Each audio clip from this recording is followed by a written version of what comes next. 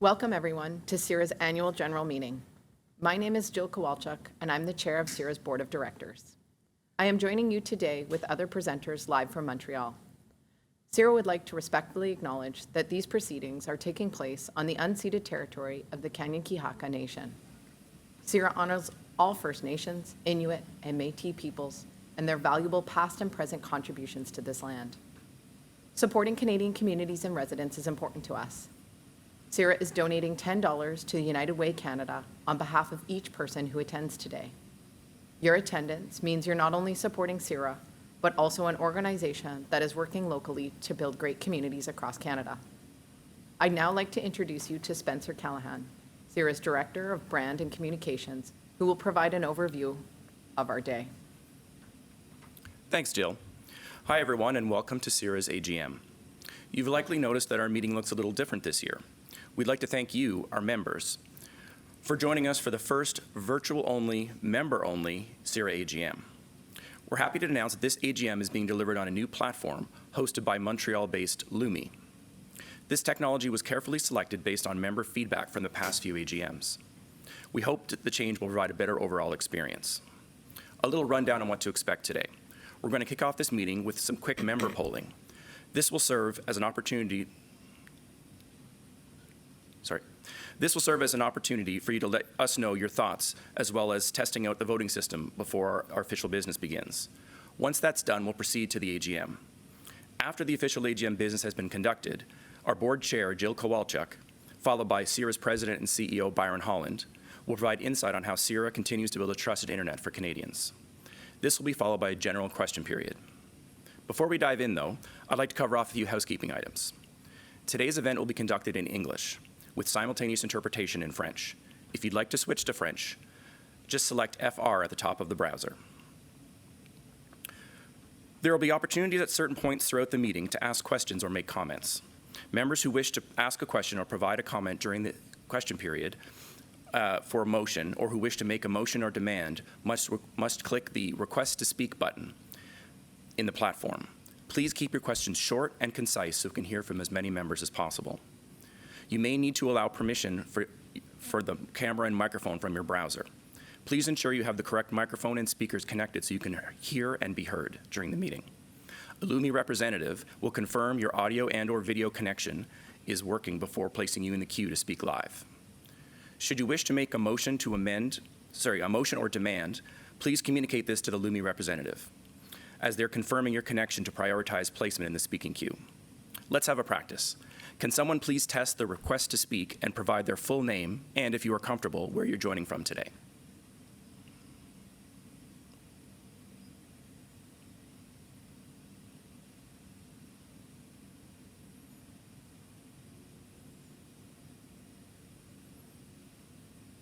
Come on now, don't be shy.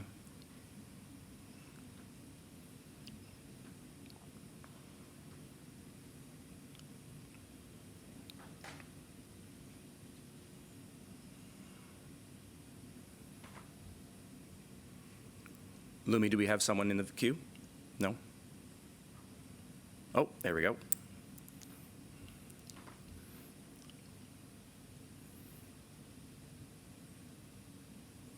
Okay, I believe we have Robert Simpson. Robert, are you there? Hi, yes, Robert Simpson from Pancor, Ontario. Thanks, Robert. Appreciate you stepping up to help us out.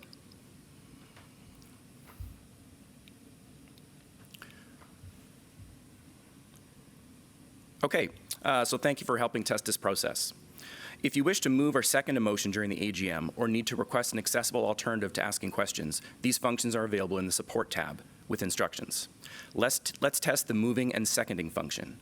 Could I please have someone move the test motion?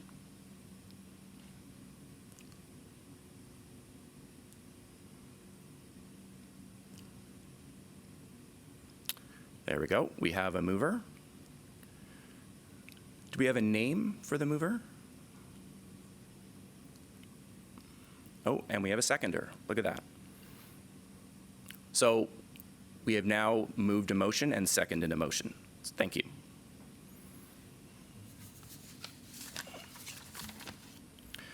You will be asked to vote during the AGM and provide your opinion on some questions in our next segment. When asked or when a vote is called, a poll will appear on the screen that includes the questions or motion and voting options. Simply click on your selection and your vote will be automatically registered. As you know, CIRA is a member-based not-for-profit that values the input of its members and the contributions to enabling a trusted internet. And so it's important we take this opportunity to hear from you, our members. So we're trying something new this year. You may remember from previous AGMs, we always have a test vote. Well, this year, why not make the most of it? We're going to ask a couple of questions to get some feedback on some issues, while also giving you the opportunity to get to know how to vote before the official business begins. Please note that these questions are for information purposes only. They don't reflect any particular CIRA policy or pending changes and are non-binding. We just want to know what you think. This exercise will serve as a great opportunity for you to test out the voting on platform. Okay, so our first question is,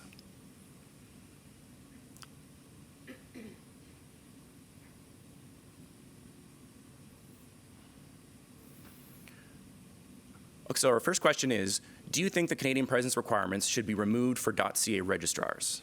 So just to be clear, we're talking about registrars, not registrants. So in other words, those who are selling domains. So again, this is just a test question. We just want to know what you think. Please vote now.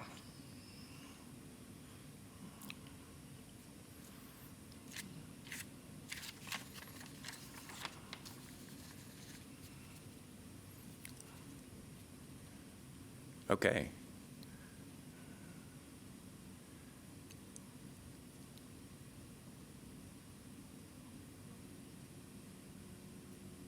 Give it another couple seconds here.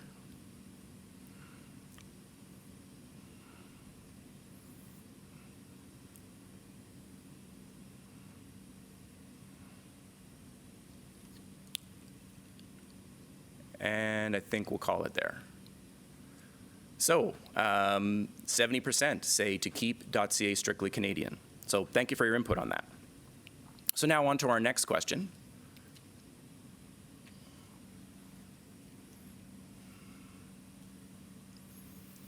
How can we make membership even better? So you'll see 4 options on the screen. Please vote now.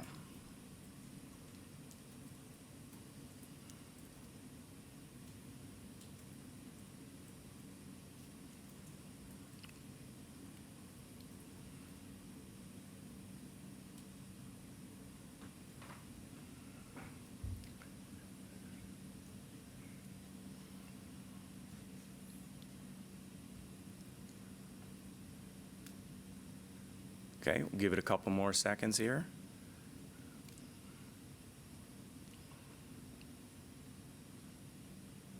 And I think we'll cut it off there. So we've got more opportunities for engagement at 42% and more perks very close at 35%. So thank you again for your feedback. We're always looking for ways to provide the best experience for our members, so thank you very much for the feedback. You'll also note after the AGM, we're going to be sending out a survey to get your input on how the AGM went, what you'd like to change. And as you've heard earlier, we've already made changes based on your previous year's feedback.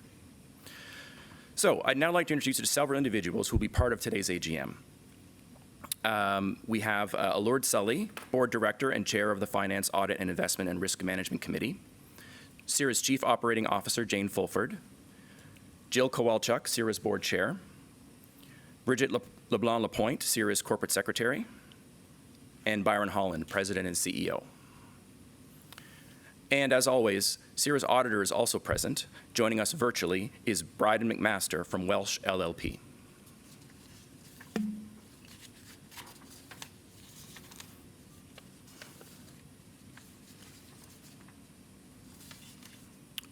Okay, and now I will pass it over. Oh, sorry, I have lost my place.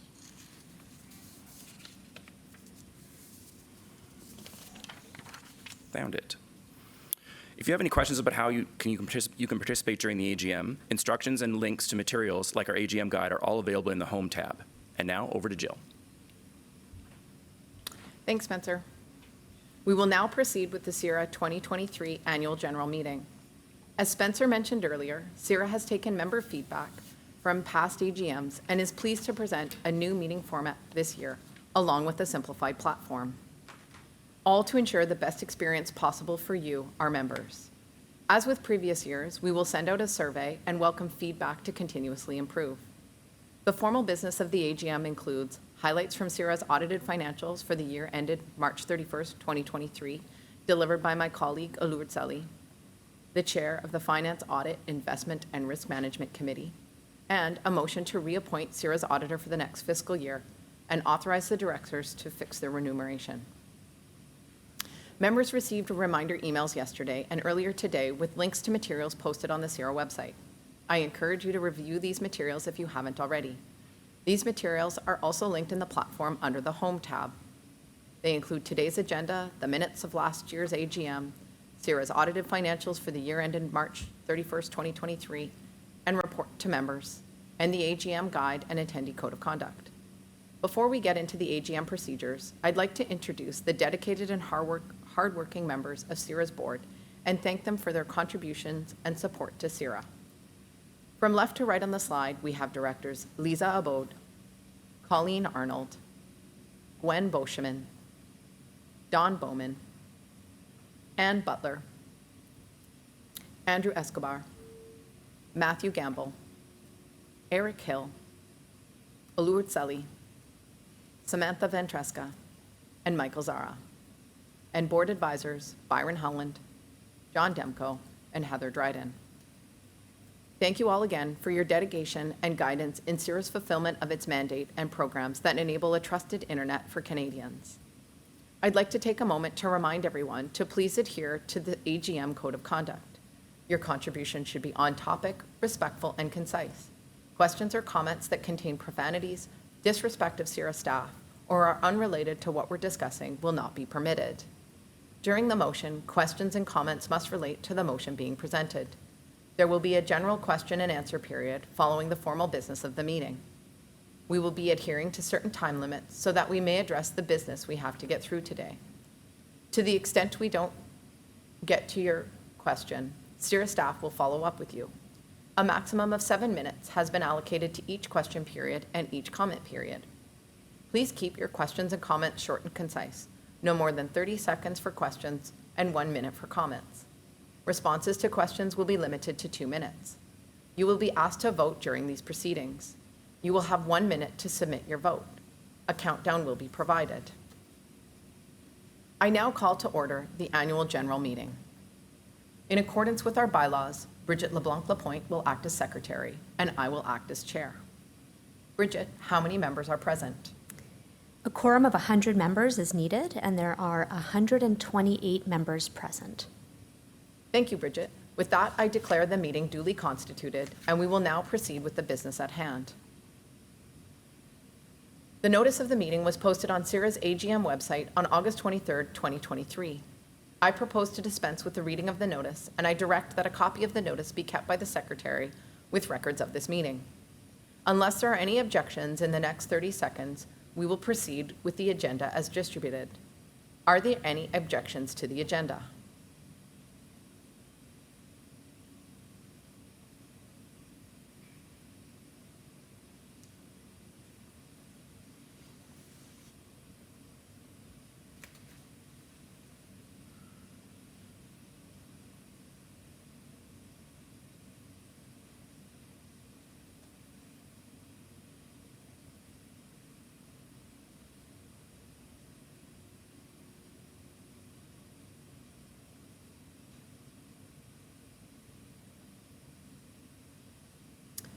Hearing no objections, we will now proceed with the verification of the 2022 AGM minutes.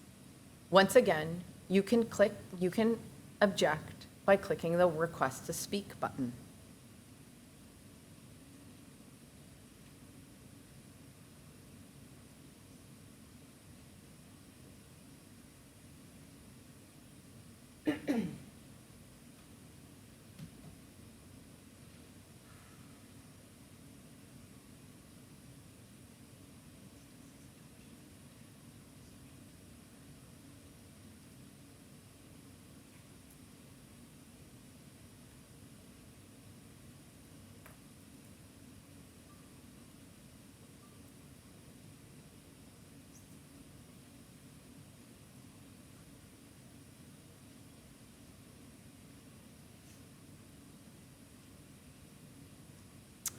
Hearing no objections to the minutes. They will stand.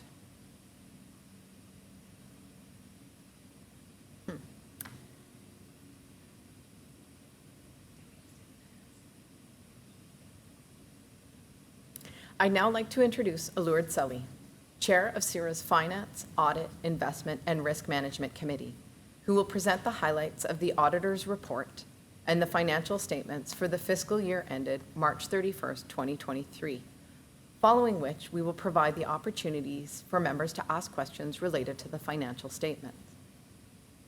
Good afternoon. Thank you, Jill. My name is Alurd Sully. I'm the chair of CIRA's Finance, Audit, Investment, and Risk Management Committee, which I will refer to the FAIR Committee.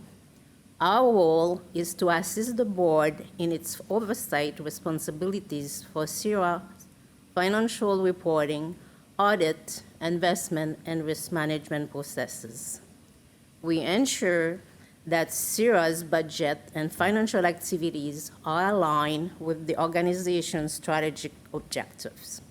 Risks are identified and managed, and the organization has the financial resources to achieve its goals. The FAIR Committee reviews the financial performance on a quarterly basis.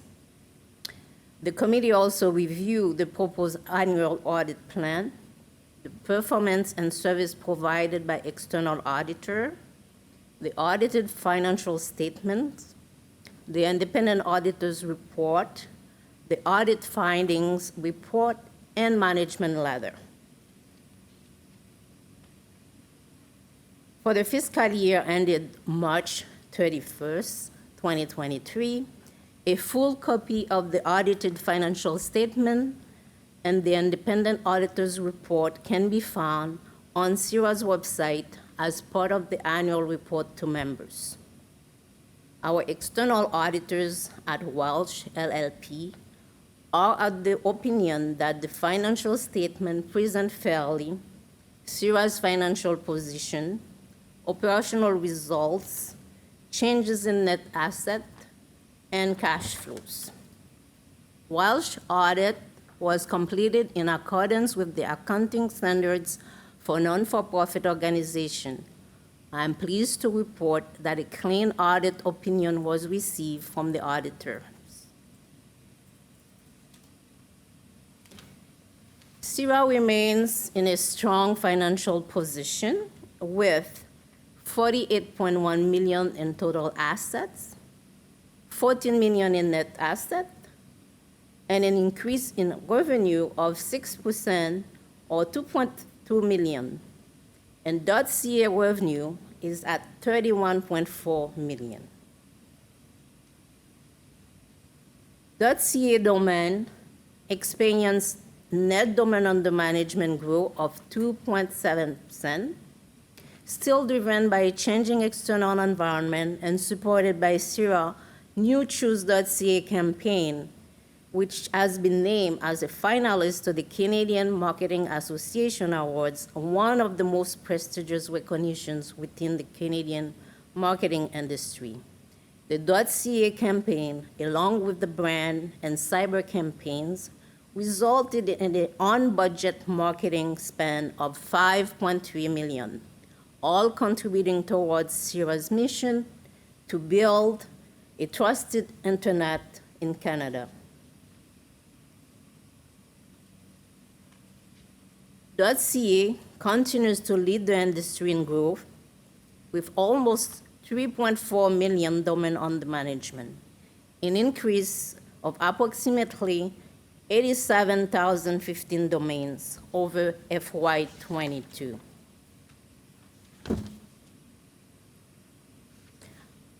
Our strategy to invest in diversified services such as cyber DNS and registry revenues grew by 15% over the FY22 from $5.5 million to $6.3 million for FY23. This continued growth displays CIRA's strong strategy strategic position in Canada's security landscape, CIRA continues to establish as a leader in cybersecurity defense with investment in new products and services. The .ca registry platform saw a growth in FY23, onboarding New Zealand, .nz, and .crown onto the platform. As we continue with our 5-year strategic plan, we will focus on optimizing our financial goals and key performance indicators across all programs, services, and activities. We are more than happy to answer any questions you might have with respect to the financial statements in our question period at the end. Thank you.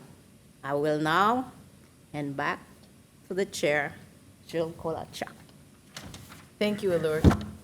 We will now open the floor for questions related to the financial statements. We have a total of 7 minutes for the question period. Bridget will alert us when we have reached our time limit. Do any members have any specific questions with respect to the financial statements? Please click the Request to Speak button to get into the queue to ask your question. And note that you will have 30 seconds to ask your question.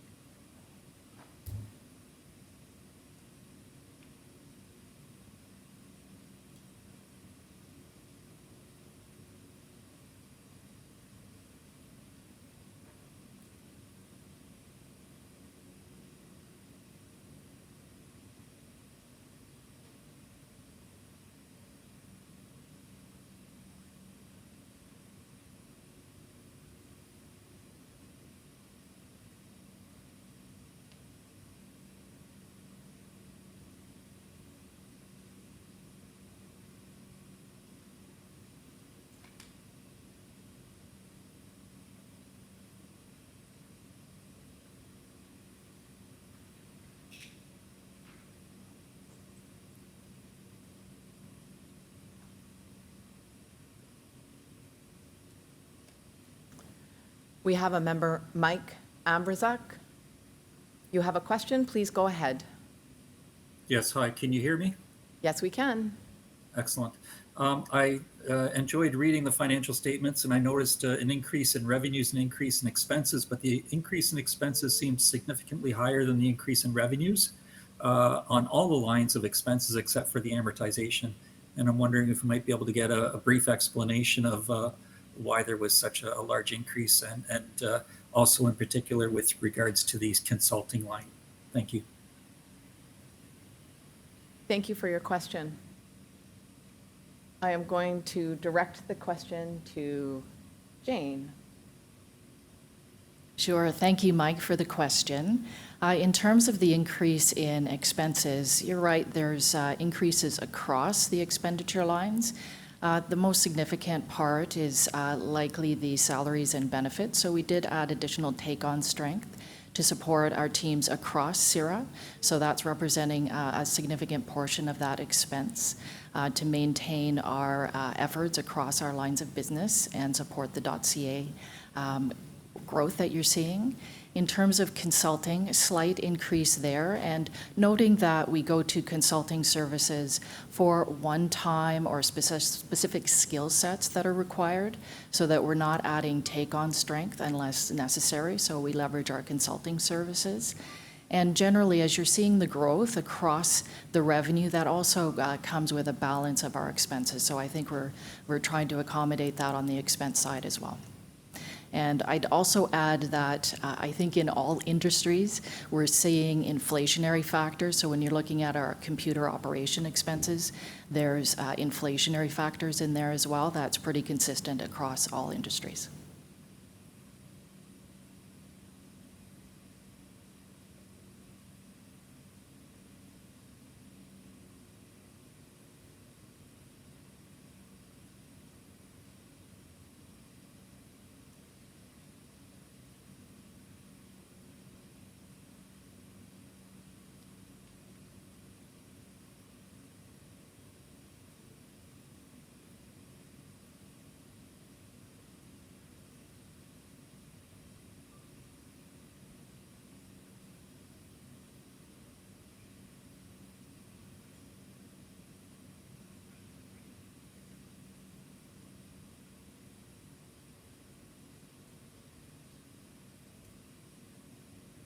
Thank you. I am just pausing for a few more seconds to see if there are any final questions.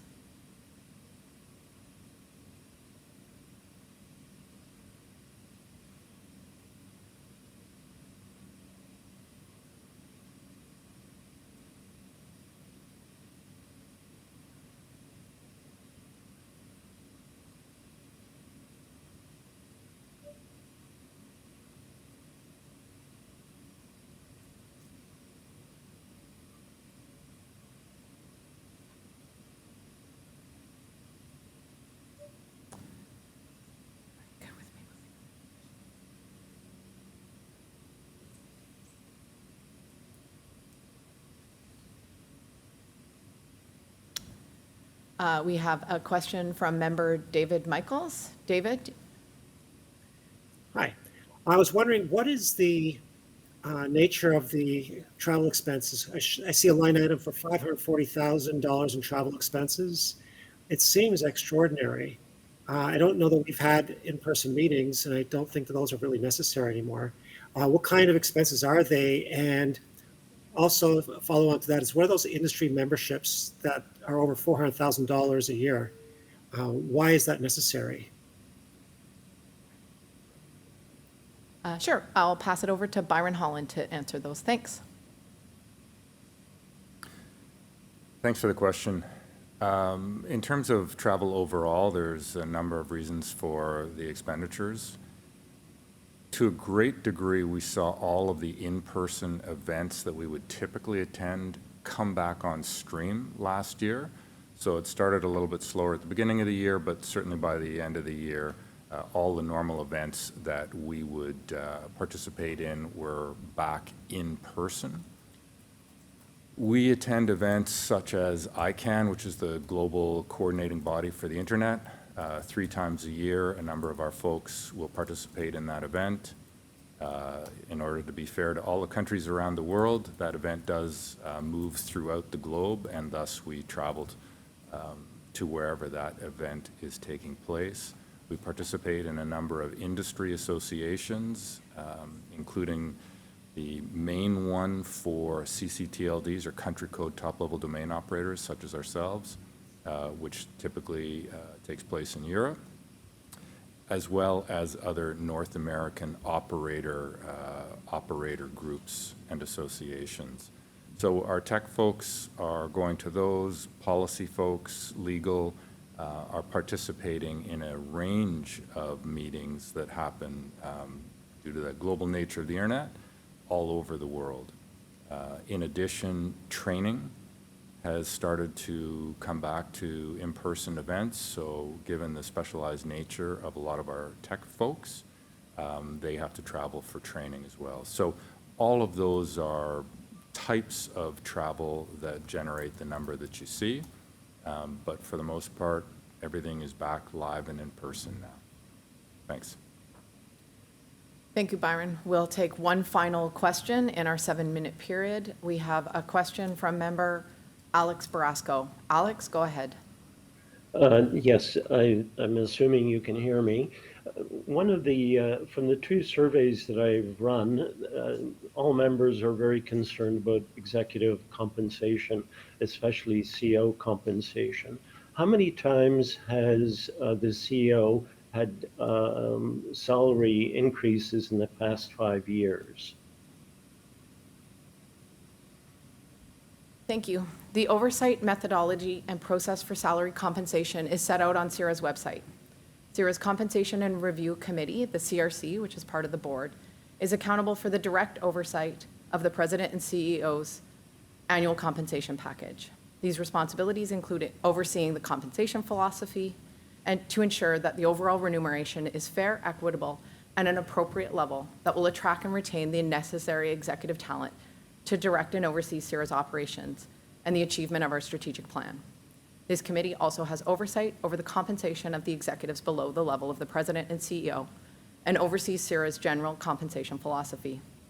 The CIRA board believes that disclosing the salaries of individual employees without their consent would be a breach of their privacy. Madam Chair, we have reached our time limit for the question period. Thank you. We will now be presenting a motion for the reappointment of CIRA's auditor. As Lourdes explained, Welsh LLP has agreed to serve as CIRA's auditor until the next annual general meeting.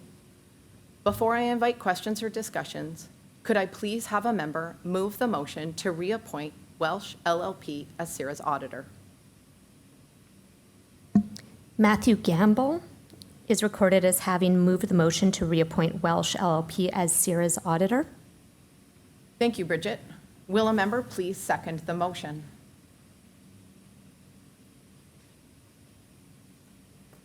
Paul Madden is recorded as having seconded the motion to reappoint Welsh LLP as CIRA's auditor.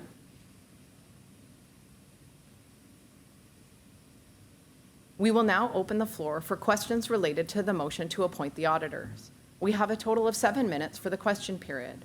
Bridget will alert us when we have reached our time limit. Do any members have specific questions related to the reappointment of Welsh LLP as CIRA's auditor? Please click the Request to Speak button to get in the queue to ask your question, and note that you will have 30 seconds to ask your question.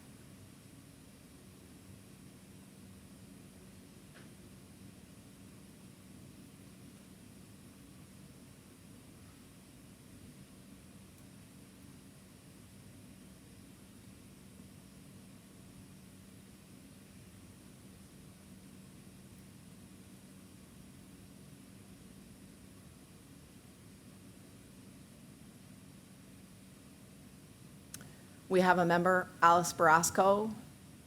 You can go ahead and ask your question. Thank you, Madam Chair. The point that I want to raise is over the past 12 months, I've been corresponding with the Welsh, with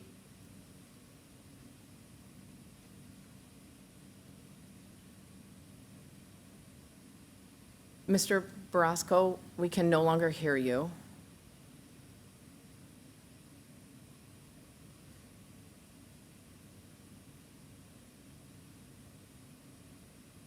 Just going to pause and look for direction from the operator.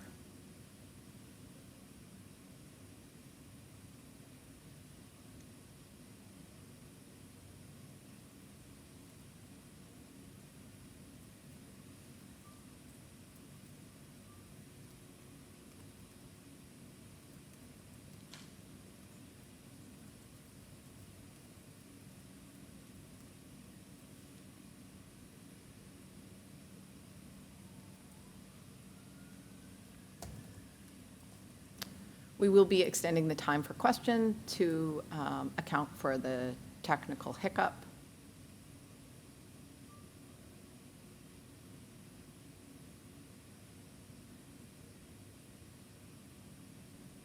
To our Lumi team, can I move to the second person in the queue for the question, or would you?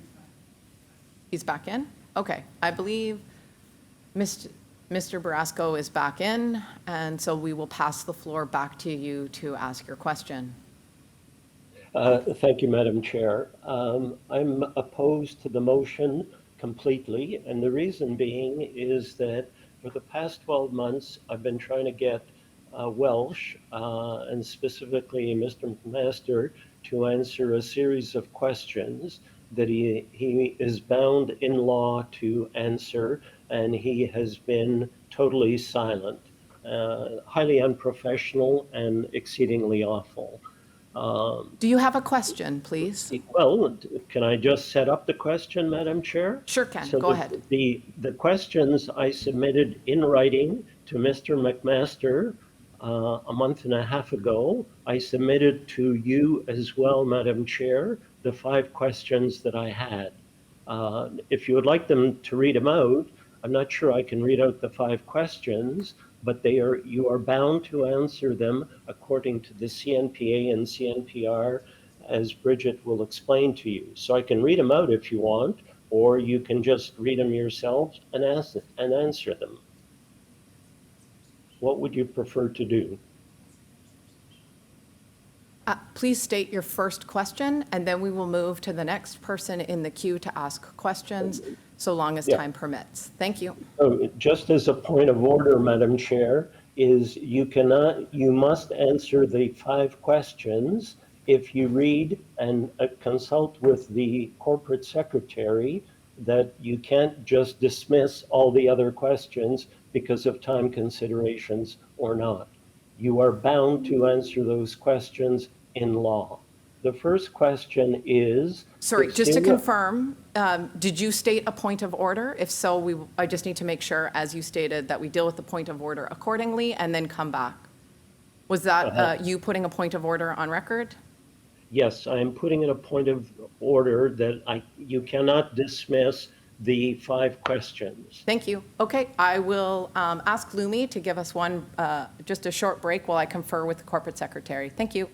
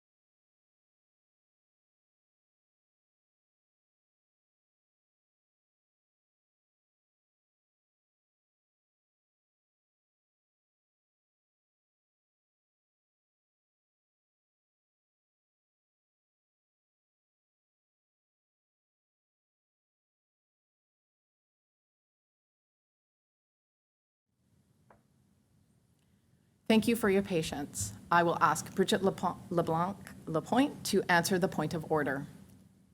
Yep, so just so to be clear, under the Canada Not-for-Profit Corporations Act, the public accountant shall attend the meeting and answer questions relating to their duties. Excellent. So we have our auditor here with us. So Brian McMaster, the partner from Welsh LLP, is online to answer any questions. With that, Mr. Barasco, we will pass it back to you where you can ask a question related to the motion at hand. Just a reminder, the motion at hand is to reappoint Welsh LLP as our auditor. Mr. Barasco, you have the floor to ask your question. Thank you. The point I'm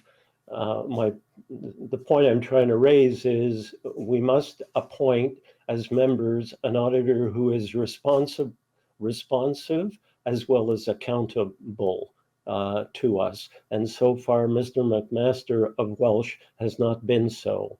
The question that I had sent to him in writing, the first was, if CIRA operates under the grace and pleasure of the government, should that be disclosed in the audited statements as it is material? In other words, in note 1, should it be expanded as an auditor? Mr. McMaster.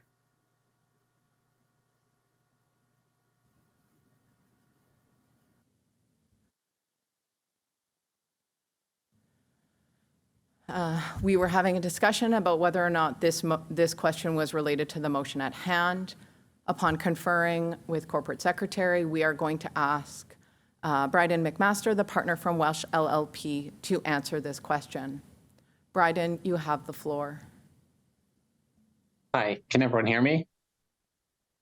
I think so. I'm going to assume that everyone can, but yeah, so ultimately, and I think the financial statements are on the website. Financial statements are prepared by management, and those charged with governance, which would be the board and the FAIR committee, are ultimately responsible for kind of overseeing the process that has been delegated to them.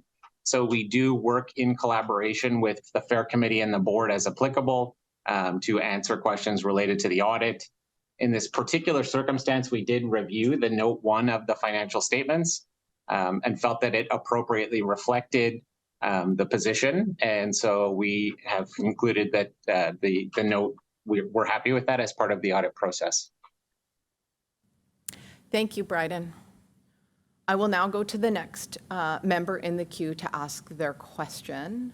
Member William Stratas, you have the floor.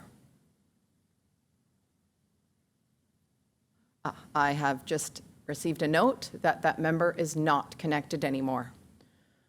So as noted before, we have yep, I got it.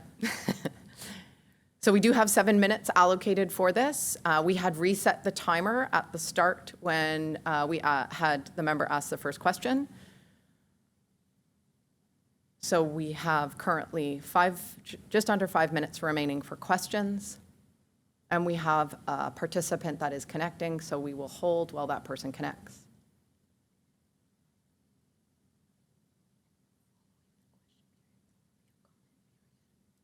And while we wait, I will just note that following the question period, we will also have a comment period.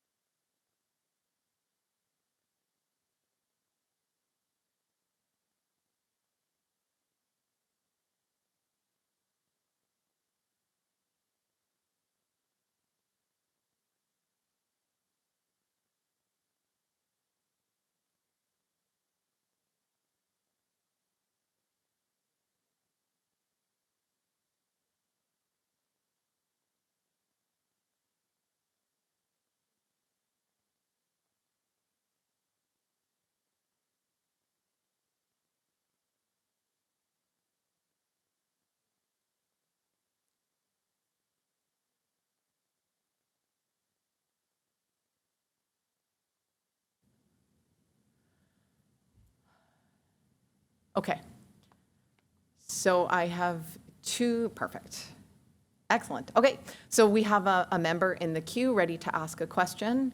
I will pass it over to member Denard Lynch. The floor is yours to ask your question.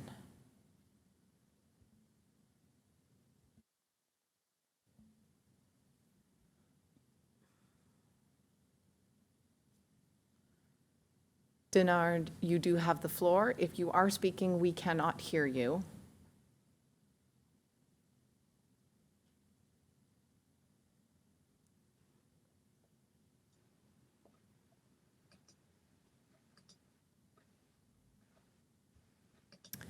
The member is no longer connected. We do want to make sure that we have the time allocated for questions.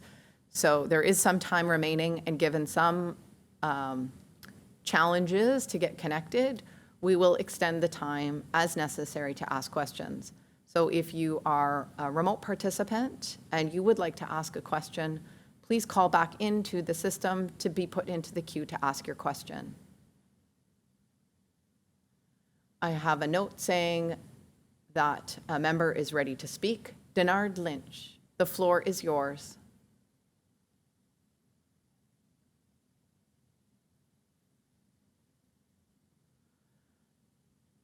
Denard, if you are speaking.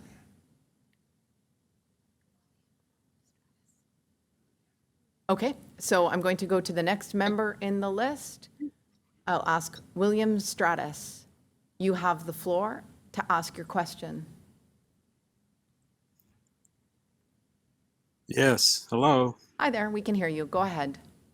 Good, thank you. Hey, Hi. so I'm on a wireline connection and there's a lot of lag.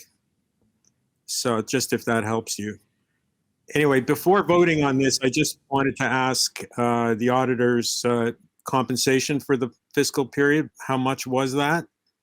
And as he thinks about that answer, I'd like to just mention, I really do think it's a problem to have a time limit on the core part of the meeting, which is the financials and the auditor. That's the core of the legal requirement of this meeting. I'm not really clear why there's a 7-minute limit. For planning purposes next year, I think you really need to re-examine that. Thank you very much for your feedback and for your question.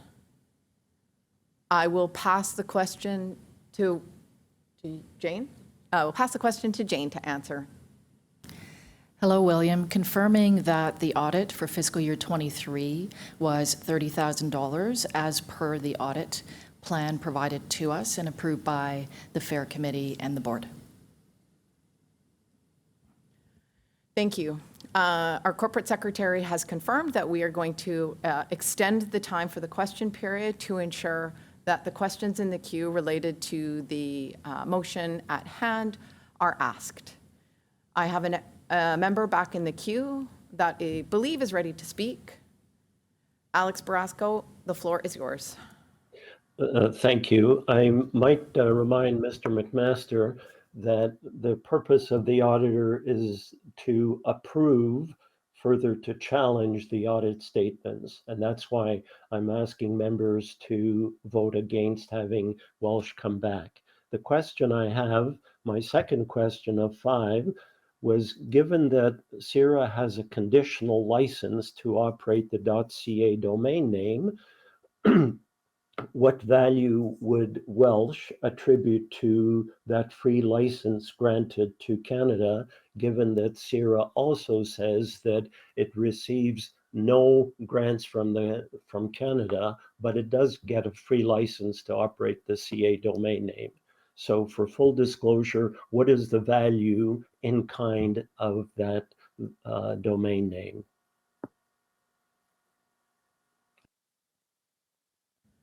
Thank you. I'm going to ask Byron to provide the answer to this question, and you can pass it to Bryden as well after if necessary. Byron, the floor is yours. Thanks, Jill.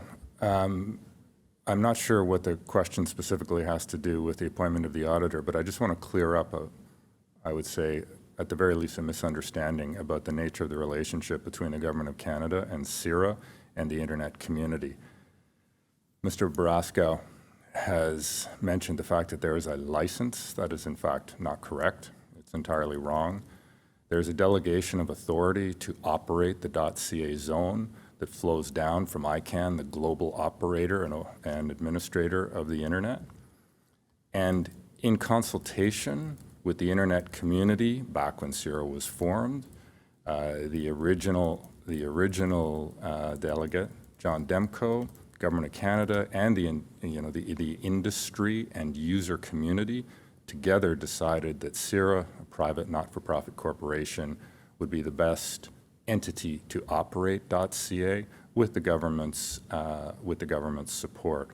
So the notion that there is a license is simply incorrect, and it was an Canadian internet community decision to make CIRA the operator of .ca. Thank you. I believe Mr. Barasco is still on the call. And as noted, we are going to make sure that you can ask all of the questions that you have. I do believe they were perhaps related maybe in the previous section, but in the interest of making sure that you have the time necessary, we will allow you to get through your questions. With that, Mr. Barasco, the floor is yours to ask your next question. Thank you, Madam Chair. Without trying to parse the words, Mr. Holland, about the difference between delegated authority and license, given that neither you or I are lawyers, the point is that Canada gives the right to CIRA and can withdraw it on 90 days notice. And that's the point that should be disclosed, in my opinion, in the audited statements. And Welsh so far hasn't stated that. And because it is a significant risk, 90 days notice is not a long time. I believe it should be disclosed in the statements. To get to the question that CIRA is obligated to answer, question 3, given all the scandals that have occurred in the past few years, notably that was brought to light in 2019 December, have the D&O insurance rates at CIRA increased significantly and elsewhere?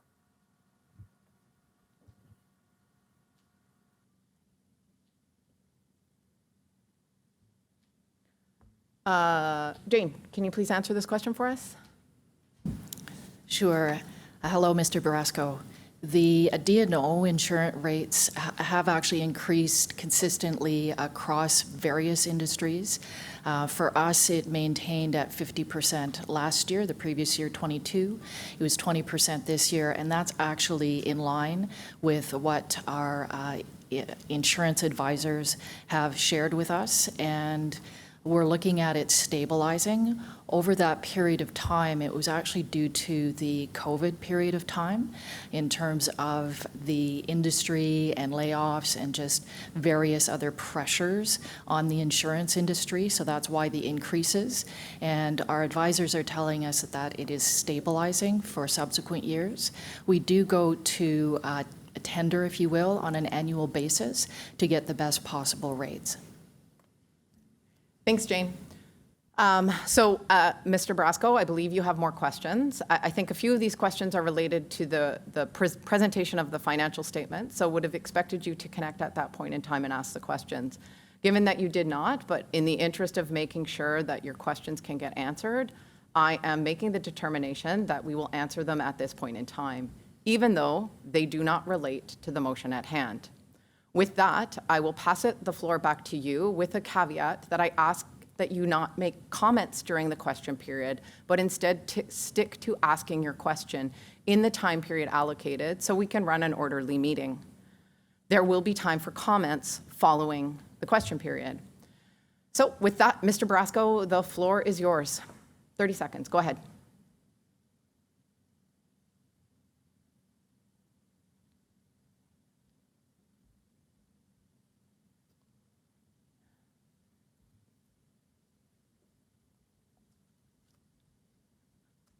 I've been requested that we pause.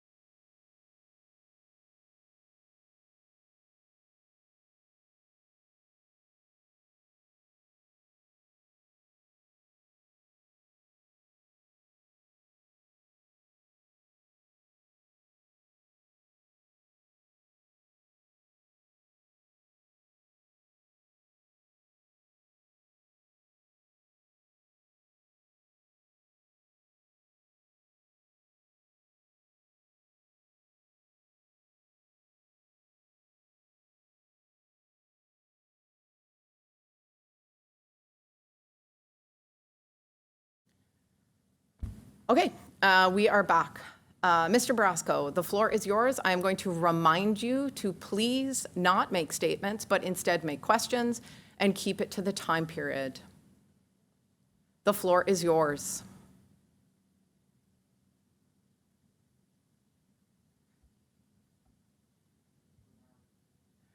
All right, Mr. Barasco has disconnected, so we will go to the next person in the queue. Denard Lynch, you have the floor.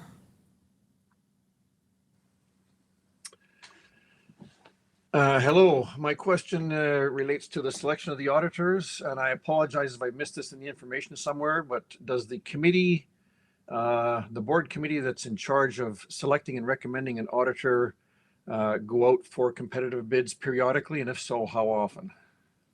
Thank you. Thank you. Thank you, Mr. Lynch, for your questions. My name is Alud Soli, and I'm the chair of the FAIR Committee. We went through a selection process 2 years ago, and we had a number of auditors that responded to our request for proposals, and we went through a selection process of shortlisting 3 of them.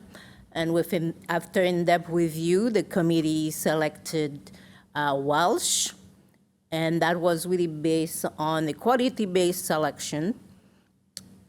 And I've been on the FAIR Committee for 3 years, so I was part of that selection process where each member of the committee independently evaluates the auditors, and we ranked them based on our ability to respond to our requirement.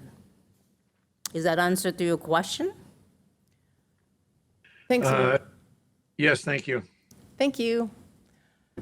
Mr. Brasco, you're back in the queue. One more time, please keep your questions concise and focused on a question only as opposed to comments.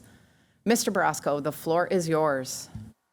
Thank you, Madam Chair, and I appreciate your comments. However, I must point out that further to a previous member's comments, that this is not high school or public school where we are limited to walking. Absolutely not, which is why I'm allowing to answer all of your questions. You are not asking a question. Please ask the question. Yeah, but the point is, you make statements, you don't allow people into the forum as normally is allowed in a democratic and civil society, and then you override and make outrageous. Okay, my job as the chair is to run an orderly meeting. If you would like, I can have our corporate secretary read out the rules and responsibilities of me as chair in this meeting. It is to make sure, I'm going to paraphrase here, it is to make sure that all members have an opportunity to ask questions based on a set of rules and guidelines set out as per the rules that we use, which I think you are aware is Nathan and Goldfarb's company meetings, which we all have the book here. So you are choosing to use our AGM as a platform and not keep your questions at hand. We have tried to be fair and open and allow ample opportunity, given the importance of the business, to make sure these questions are asked and to fulfill our statutory requirements. I am going to give you one final chance to ask a question. If not, then I will confer with the corporate secretary, but suggest we move on. Mr. Brasco, you have the floor to ask a question. You have 30 seconds. Allow me to correct you, Madam Chair. I have the floor because I also have a point of order. And the point of order is you are here to facilitate the meeting. You're not here to run roughshod over members' concerns, and other members have concerns.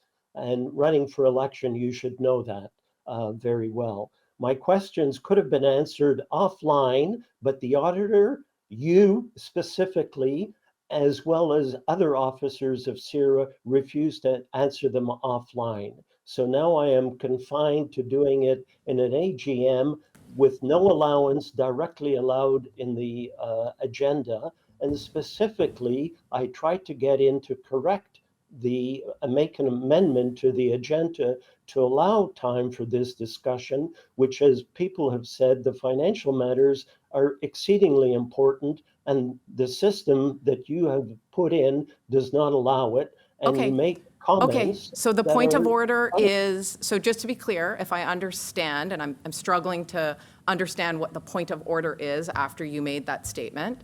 So a point of order or the demand seemed to be you stating that you were not satisfied with how I am running the meeting. So I will refer to Rule 82 under the duties of the chairperson to preserve order. The chairperson must enforce the designated rules of order. The chairman must also preserve and maintain order and do all things necessary for the proper conduct of the meeting. I respect the fact of the importance of the financials as the primary order of business and made an adjustment on the fly, which sounds like you wanted to make an adjustment to the amendment of the agenda to ensure ample time to address these questions. We have done that. The 7 minutes is clearly gone and past. Some of the questions that have been asked related to the previous question period, which was added directly related to the financial statements. We didn't get your questions at that point in time, but to make sure that there was ample time for it, we are allowing them under this order of business, which is, to reiterate, the appointment of the auditors, not about questions on the financial statements. So with that, I think I have handled that question. I recognize that many members might have questions or want to raise concerns, and I encourage the questions during this period and comments during the next period from all members, not just the one that seems to keep calling back in.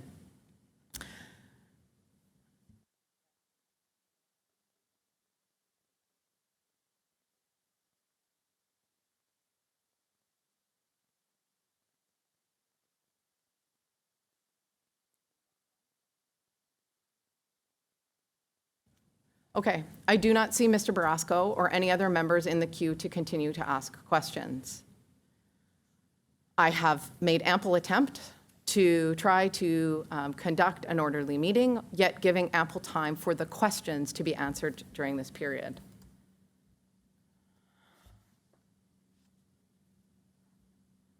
So with that, we're going to move on from the question period.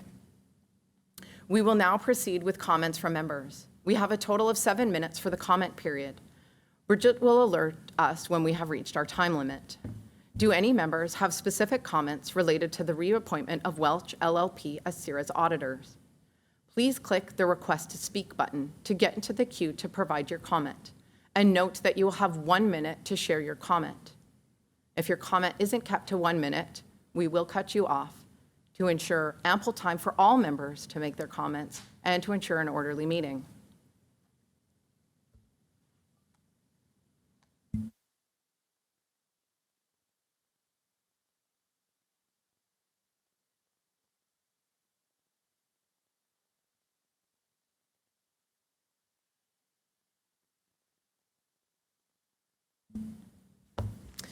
Mr. Barasco, you have the floor. Thank you, Madam Chair. Respectfully, as I stated previously, you're not the hall monitor. You're here to facilitate the meeting. I'm urging members not to appoint Welsh as the auditors because they have not been responsive. They have basically kowtowed to whatever management says, wanting to agree with them and not providing the rigor for the analysis that we as members need in the financial statements. There's no point in trying to discuss what rules of order are because I believe that there's a clear violation by the chair and by CIRA. So my point is a very simple one. Do not vote to support the auditors for the Welsh coming up. Thank you. Thank you for your comment and keeping it to the 1 minute. I will ask if there are any other comments from other members. We have another member. David Valentin Ortega, you have the floor. Thanks so much. And thank you for your professionalism in conducting the meeting so far. I know I have 56 seconds to speak, and thank you for that. I guess following along and listening to the concerns of one individual is a very interesting process. But I've had a chance to review the materials and I've had a chance to speak and engage with CIRA, not just at this meeting, but previous meetings. And it seems to me like the most common logical sense things to do would be to reappoint these auditors. And I know maybe there are some people who are on this webcast who haven't had a chance to listen to one person in repetition over and over and over again. And I understand it can be frustrating when one person monopolizes everyone's time, but I do think that is the right thing to do. And I don't need all 60 seconds. I'm done now.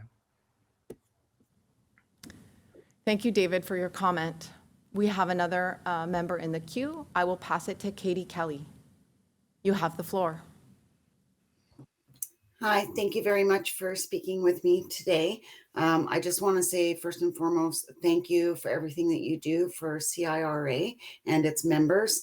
In point to Mr. Brasco's comments, if he had chosen to read the fiscal annual report to members, I think some of those questions would have been answered.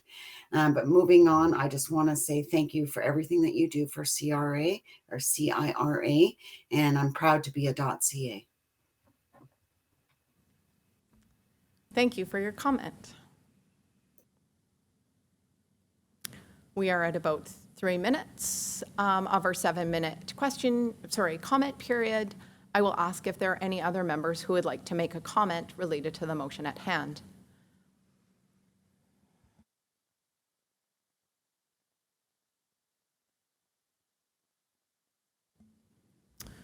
We have William.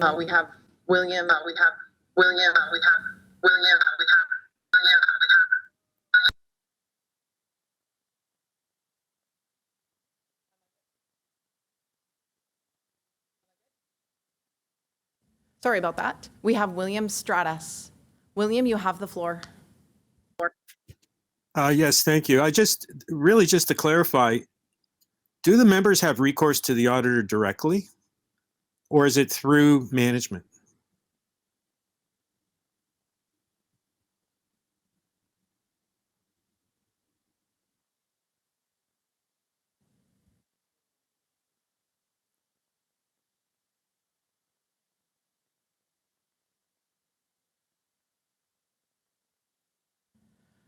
We are in the comment period, and so this is a question as opposed to a comment. So we are going to go to the next member in the queue. Tyler Trezise, you have the floor.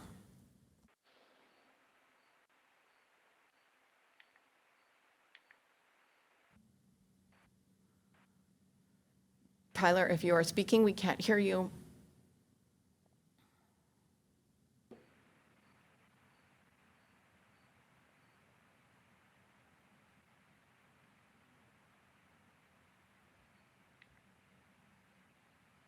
Check 1, 2.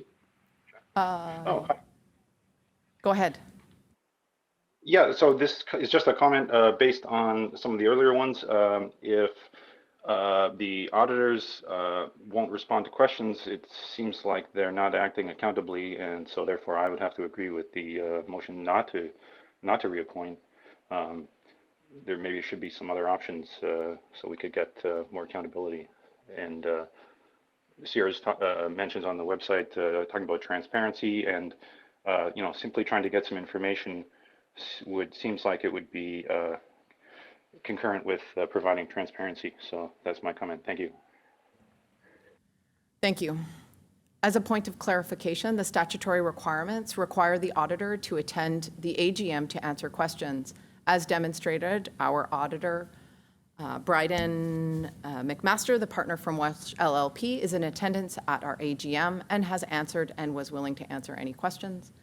Bryden was also available at our last AGM as per the statutory requirements for our auditors. We have 1 final minute if there is any final members coming in to make a comment. There is 1 remote participant connecting.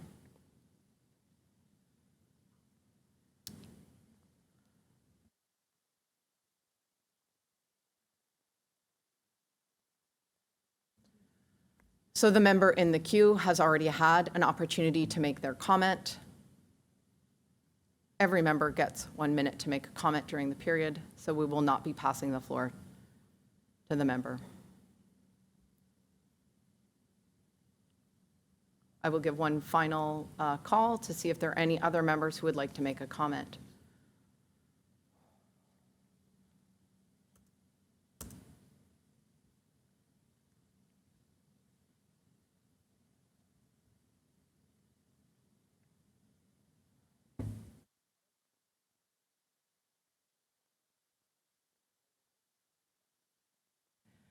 Okay, we have completed the 7 minutes allocated for question period. We will now proceed to voting on the motion as set out on the screen. The motion reads, be it resolved that Welsh LLP be reappointed as CIRA's auditor to hold office until the close of the next annual general meeting or until their successors are duly appointed, and that the board of directors be authorized to establish the remuneration for the auditor. You will see the motion appear on your screen. Simply click on your selection. Your vote will be automatically registered. Please vote now.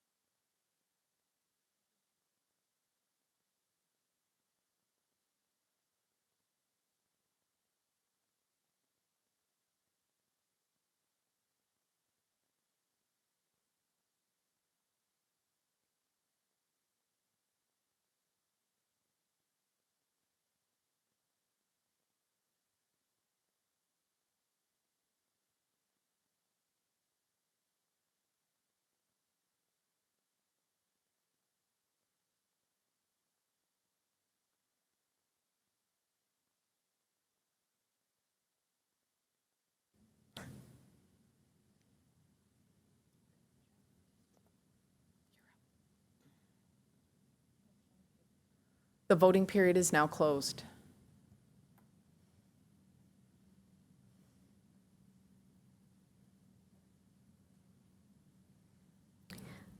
We're just going to give a moment for the results to come in.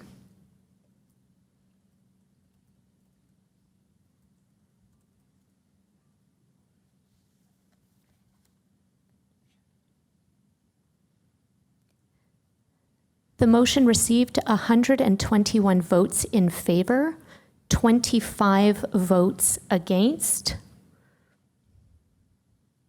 and 10 abstentions. The motion is carried. Welsh LLP will serve as CIRA's auditors until the next annual general meeting.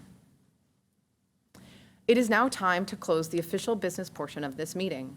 A motion to conclude the meeting is now in order. Could I please have someone move the motion to conclude the meeting?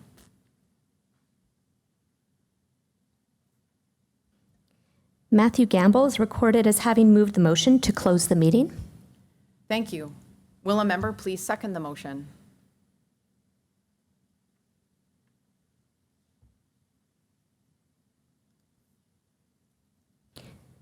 Jason Wells is recorded as having seconded the motion to close the meeting. Thank you. We will now proceed with the vote to close the meeting. You will see the motion appear on your screen. Simply click your selection and your vote will automatically be registered. Please vote now.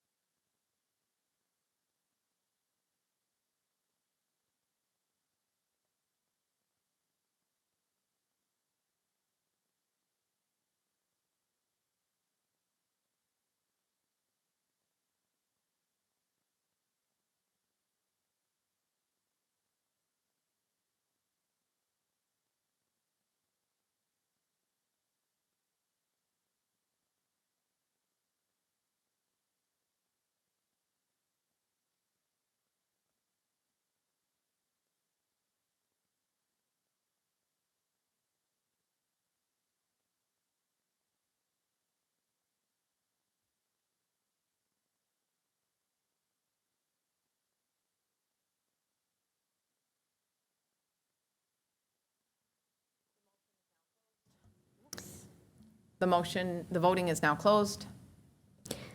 The motion received, one moment, we're just looking at results.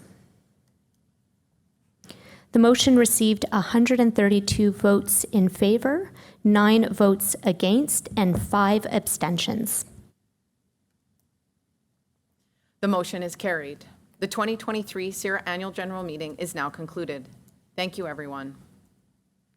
Please stick around as both myself and Byron, CIRA's President and CEO, are excited to share with you some corporate updates. We will just take a brief pause while we reorganize. Thank you.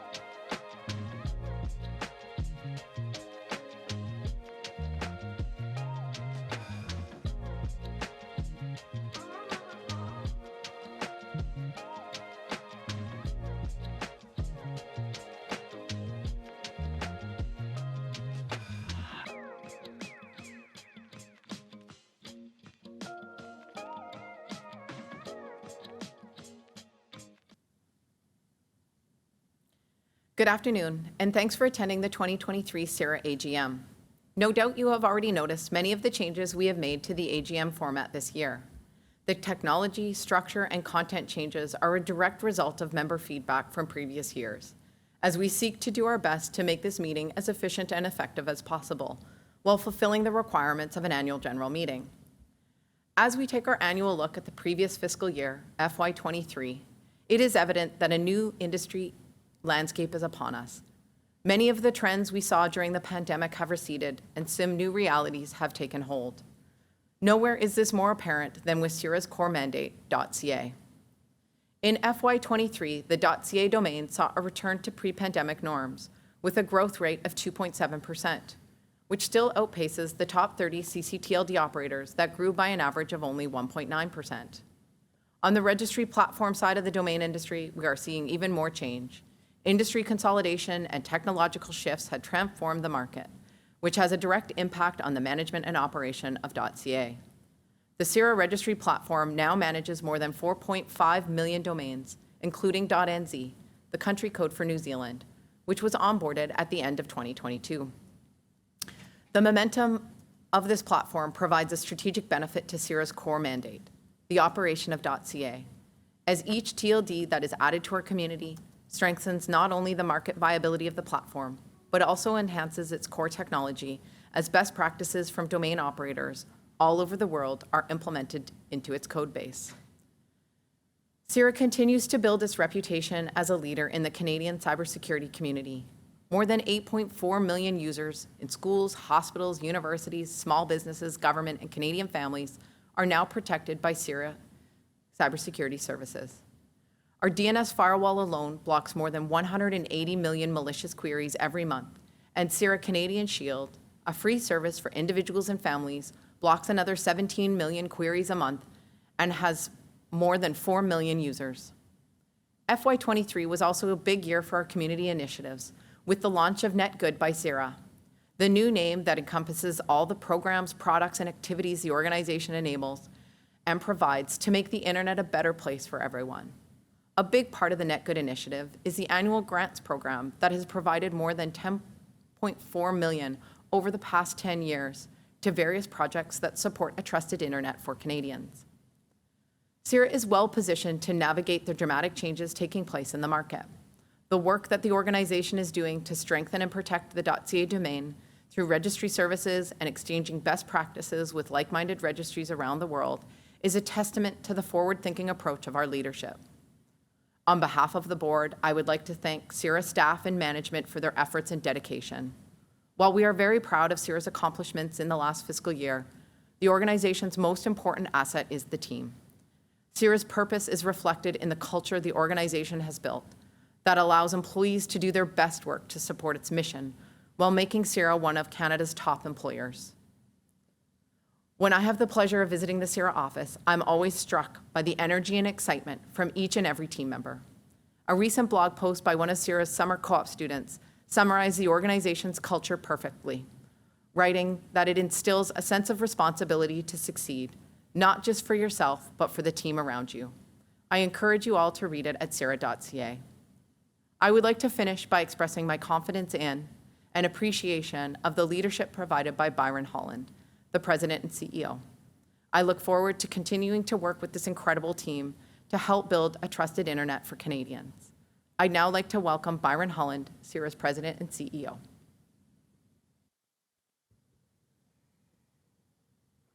Thank you, Jill. And welcome to everybody who's joined us here today for CIRA's AGM.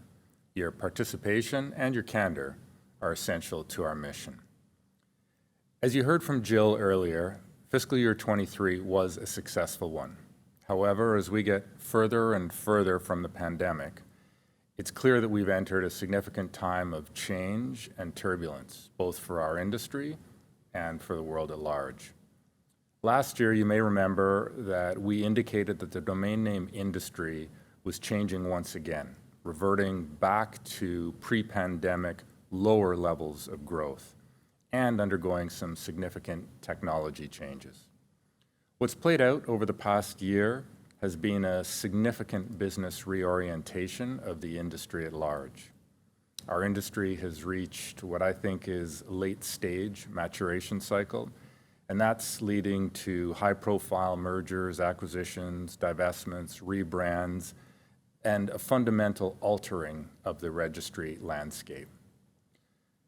And while we have achieved our .ca domain name growth target for fiscal 23 and have surpassed 3.3 million names under management, we are now expecting slower growth in the coming year and years.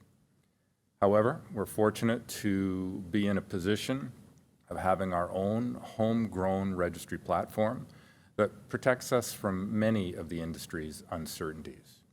While many other CCTLDs, or country code top-level domains like us, are facing end-of-life legacy systems, .ca runs on a modern, best-in-class registry platform, which is being adopted by other like-minded TLDs around the world, like .ie, Ireland, .nz, New Zealand, and our own Canadian .eco.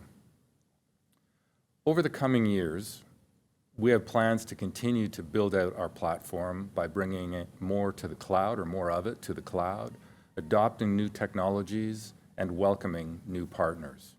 By strengthening not only our platform, but the community that surrounds it, we can continue to maintain our leadership position and protect our core mandate, the operation of .ca, from the turbulence that the industry is experiencing. This is not just a happy coincidence. It's the result of strategic planning going back the better part of a decade. We built our own registry from scratch, not only to serve as a platform for .ca, but to leverage that technology to both support slowing domain name revenue and allow us to continue to innovate on our core product. This strategy is central to our role as a steward of .ca, as it both protects Canada's domain from the industry's uncertainty and helps us to build community that is committed to the founding principles of the internet. Unfortunately, those principles are increasingly under attack by bad actors on the internet who are using the openness of the web against us. CIRA blocks about 300 million malicious queries per month across all of its cybersecurity services and has more than 8.5 million users. This is a growth area that we see as fundamental to our mission of helping to build a trusted internet for Canadians. It's safe to say that cyber attacks have hit a tipping point where they are no longer rare and unexpected, but commonplace. We are seeing a massive escalation in threats on the internet, as what was previously an occasional headline is now, unfortunately, a daily occurrence. The explosion of growth on the internet during the pandemic created a perfect storm for hackers. Once everything and everyone is online, everything and everyone becomes a target, and there's a lot of money to be made. But money's not the only motivating factor. We are increasingly seeing nation-state sponsored attacks coming from out of the shadows. These attacks, of course, have always existed, but they're much more brazen now, as nation-states have both the internal resources and the hackers for hire, seeking to disrupt everything from economic activity to critical infrastructure and even political stability. As the world faces a level of geopolitical instability not seen since the 90s, it is more important than ever to ensure that the internet is both secure and trusted. The geopolitical instability we are seeing is not confined just to places like the dark web. We are seeing it play out in parliaments, assemblies, state houses across the globe. Unfortunately, the open, interconnected, interoperable, standards-based internet that we all know and love can no longer be taken for granted. There's a real battle going on for the future of the internet, and countries are at odds with the values that form the foundation of the internet. And some of those countries have more power, influence, and resources than ever before, and they're working together to fundamentally change the internet as we know it. A major milestone in this fight is coming up in 2025. The World Summit on the Information Society, what you may have heard referred to as WSIS, is holding a WSIS Plus 20 review, which will result in long-term implications for how the internet is governed. This United Nations-led process, WSIS, outlined a people-centric, inclusive, and development-oriented internet that has been the foundation of internet governance for the past 20 years. At stake in this process is the extent to which countries like China, Russia, Iran, and their allies will be able to shape the future of the internet. CIRA has always stood up for the core principles of the internet, open, accessible, standards-based, but it is clear that we have reached a new era in the history of the internet. This new era is reflected in global events, but it's also here in Canada as well. In the past few years, we've seen a substantial increase in the various levels of government and institutions' willingness and activity in regulating or legislating around internet issues.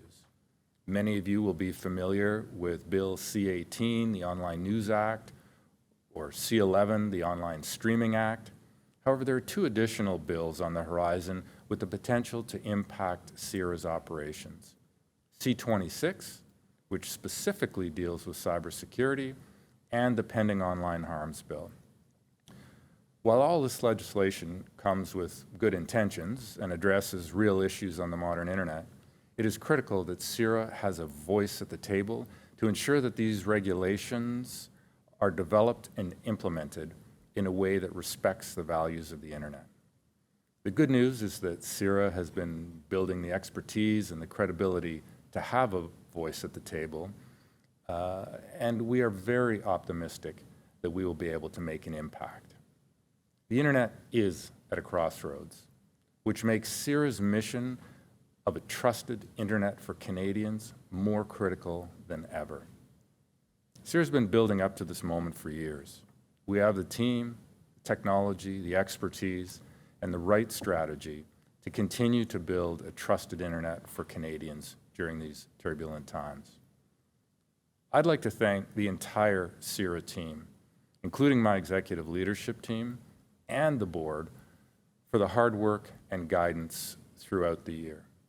In particular, I'd like to thank Jill, CIRA's board chair, for her leadership and her support and guidance. I'm confident that CIRA is well positioned to succeed in this new uncertain landscape, and I look forward to working with our members, our stakeholders, the internet community to continue to help build a trusted internet for all Canadians. Thank you. Hey, thank you very much to Byron and Jill for those insights on the future of CIRA. You'll notice we've had a few new faces join us at the table here, and so we're going to start the Q&A session of the AGM very shortly. Joining us in person is Sunita Elias, our Vice President of People, Culture and Brand, and tuning in virtually we have Mark Ferris, General Manager .ca, John Ferguson, General Manager Cyber and DNS, Adam Eisner, General Manager Registry Services, and Jacques Latour, Chief Technology and Security Officer. We have now reserved 20 minutes for members to ask our executive team questions. To ensure that we are able to address questions from as many of you as possible, each member is allotted only one question per turn. If no other members have questions and time remains, you may pose additional questions. A reminder to please adhere to our code of conduct and remain respectful. So now we'll open up the question period.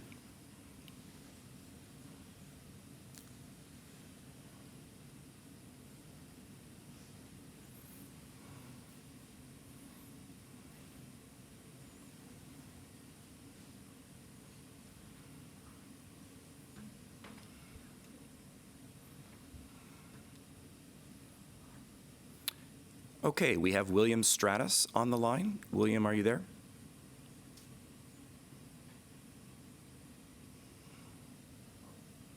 Yes, you there? Well, William, I can't hear you too well.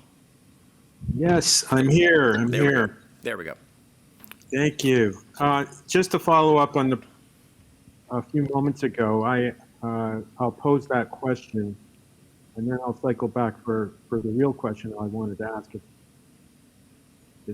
Is it management's position that the members do have recourse directly to the auditor? And is there any concern about management interfering in that relationship if there is such a relationship that's assumed? This goes to the core, I think, of the previous gentleman's matter. Was he actually out of line in making those questions to the auditor, or is this something that management would condone? And if so, do you have an email address that we could avail ourselves of for those kind of questions? Okay, thank you for your question, William. I'll pass it over to Byron. I will answer the question. The statutory requirement requires the auditors be available at the annual general meeting to answer questions. We met that statutory requirement here by having our auditors present. It is not a requirement that questions get emailed to the auditor on an ongoing basis throughout the year. And so I think that answers the question. Okay, thanks, Jill. Oh, sorry. Sorry, there was a question related to management, and I wanted to address that. Management works directly with the auditors, but as does the board through Allure, the chair of our finance, audit, investment, and risk management piece, and attends fair committee meetings, and if required by the board, will get asked to and attend fair committee meetings to ensure that we have both of those lines of communication open on a regular basis and or as needed. Thanks, Jill. Daniel Dickinson, next question. Hello, can you hear me? Yes, we can. Thank you. I just was wanting to ask, I've been participating on the election forum, and I'm wondering if there's any plans to have any means of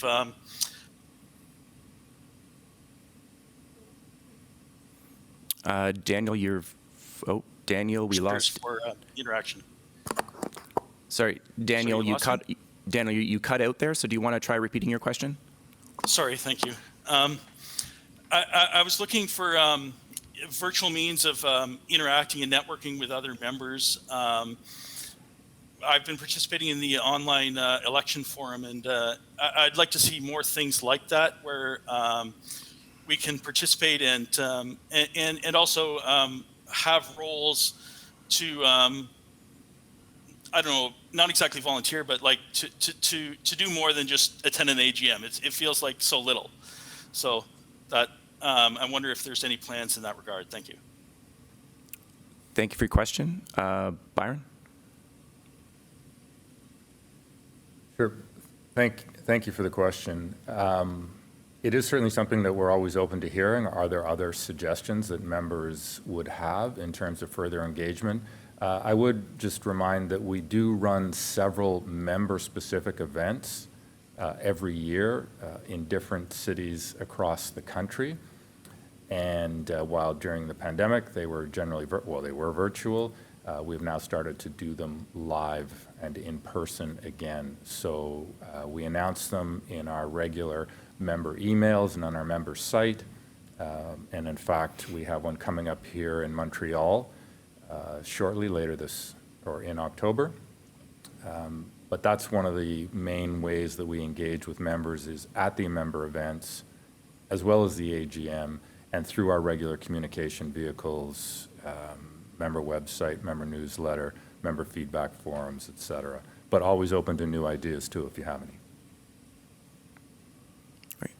Thank you, Byron. Our next question is from Mike. Mike, are you there? Yep. Hi. I always assumed that the head office was in Ottawa.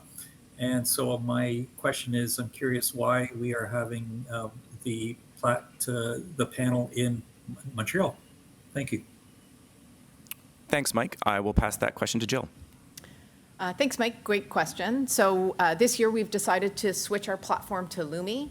Lumi is a world leader in running annual general meetings, both virtual or hybrid. And as a result of their dedication and professionalism to this, that is why we picked them. Lumi has 3 studios set up that allow for much higher quality audio and video. Those 3 sites are Montreal, Toronto, and Calgary. And so as a result, Montreal was picked based on the proximity to Ottawa.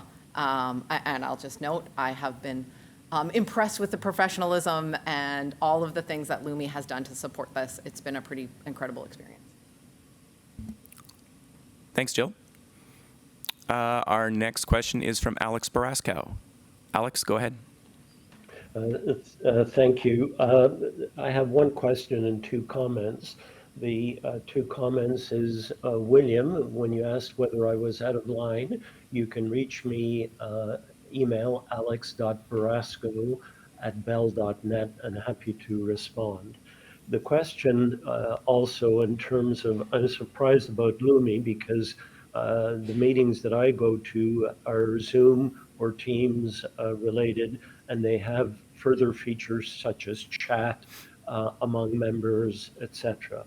The question I have for Mr. Holland is, who decided the mission of CIRA that it was to build a trusted internet? Was it Mr. Holland or was it the board? Yeah, go ahead. I'll answer. So the mission and vision for the organization is set in CIRA's strategic plan. We look at and review and update our strategic plan every 5 years and also do a midterm review of that. So the mission and vision that is set in the strategic plan is one that the board has adopted as part of that, with input from management as they spent a lot of time and energy on setting and supporting us in setting the strategic direction for the organization, and then obviously working hard to implement that on a regular basis. Thanks, Jill. Next question comes from David. David, are you there?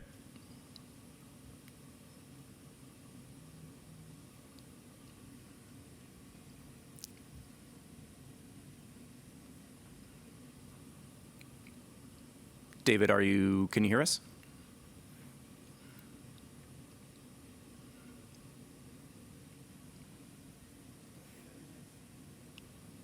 Okay. I think we'll move to the next question. David, if you want to call back in. Oh, sorry, we're having a technical problem here. Just going to pause for a second.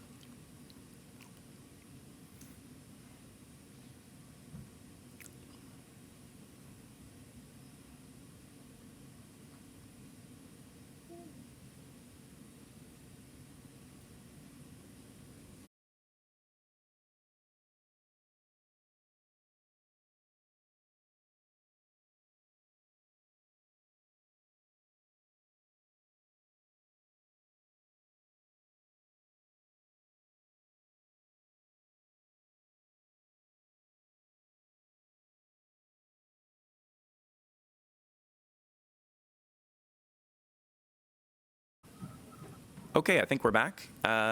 David, are you there?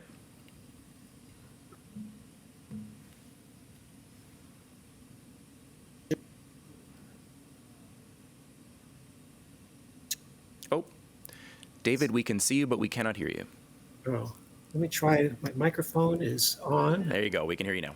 Okay, so can we organize more Zoom meetings so that we can actually communicate the best practices for cybersecurity for websites amongst members and grow the community that way? Because I think in-person meetings are still an impediment.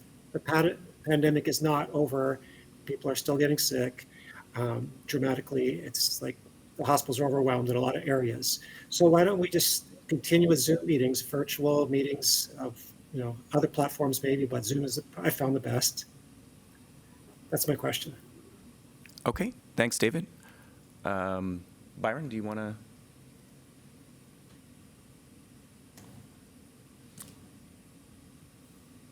So just thinking about some of the events that we do have virtual events as well, Canadians Connected member-based events that are virtual as well as in person.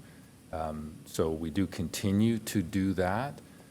As far as Zoom as a platform pick, that is a different kind of a platform than the one that we need here with simultaneous translation and some other features and security. And the platform pick is something that's done by the tech folks at CIRA, as opposed to somebody like me. I'm not in the platform picking business. They go through a pretty robust examination of the available platforms versus the requirements that we have. So that's why we have the platforms that we do.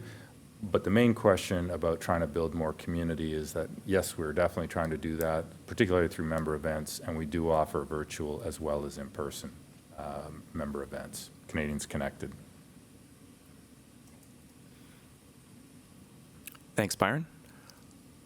We currently don't have anyone in the queue, but I have a feeling we will in a second.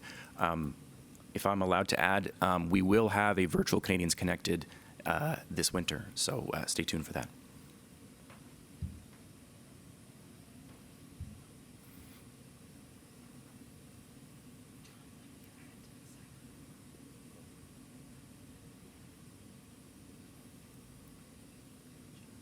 Yeah.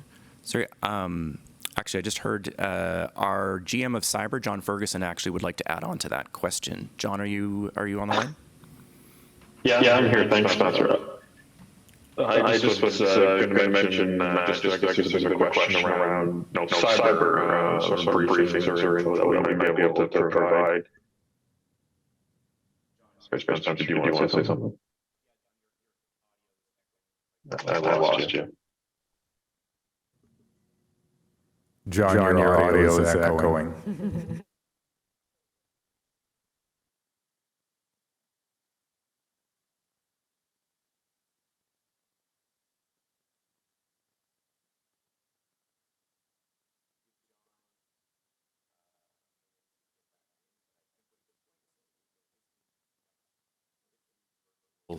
events.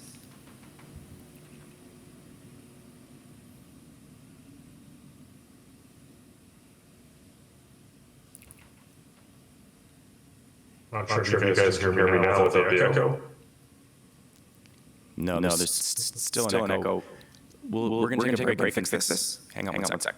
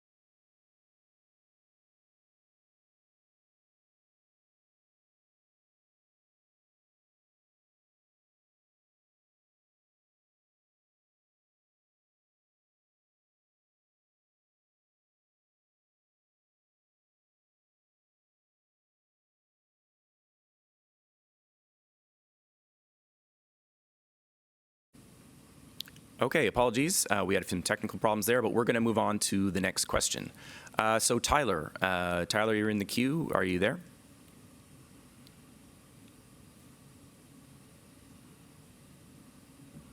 Impression with echo as the other caller, but anyway. So the question is this, on the CIRA website, Board and Government Election Policies, there's a large statement that says transparency is fundamental to CIRA. And so to frame this as a question, how can that be stated when it doesn't really seem to be the practice? And I say that because I've emailed CIRA a few times and I don't get an answer. The only point of contact seems to be the info@CIRA email. The second time I wrote, I did get an answer that said my email was received and I'll get a reply in 2 business days, but I never received anything further. So how can you say transparency is fundamental if we can't get basic information? And along the same lines, some of the questions during the meeting about financials, why not just put the details of some of those line items right in the reports in the interest of transparency, and then you wouldn't have questions about what's going on. So that's my question. Thanks. Thank you for your question, Tyler. Byron?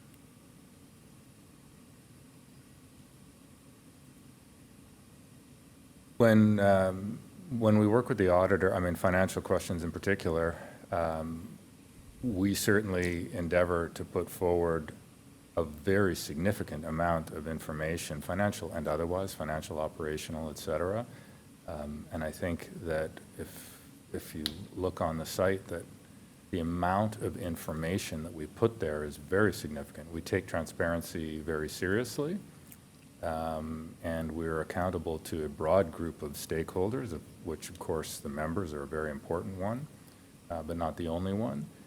So I'm not, unfortunately, I don't know what information you're specifically referring to, and if there was a commitment made to get an email response in 2 days and we failed to deliver on that, I'd like you to reach out to me directly, and I'll get that resolved. So, our terms of service for how we want to treat both our registrars, registrants, and members and other stakeholders is really to be able to do it at the very highest level. So please reach out to me directly, and I will do my best to resolve whatever the question was that you actually had in your original email. Okay. Thank you, Byron.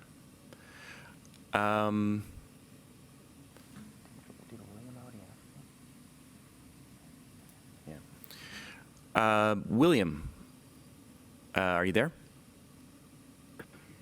Yes. Okay, go ahead. Yeah, thank you. I'm really not clear why this platform with less than 150 viewers is stumbling so much, but I'll get to my question. I'd like to ask Byron if he could expound on the latest scuttlebutt from ICANN.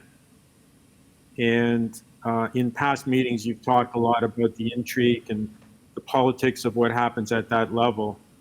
Could you give us some insight into the latest developments and in particular how the United States leadership is faring within ICANN? Thank you. Thanks for the question, William.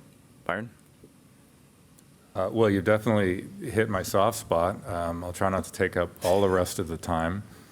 But, right now, ICANN is, I would say, in a period of inflection. There are a couple things going on.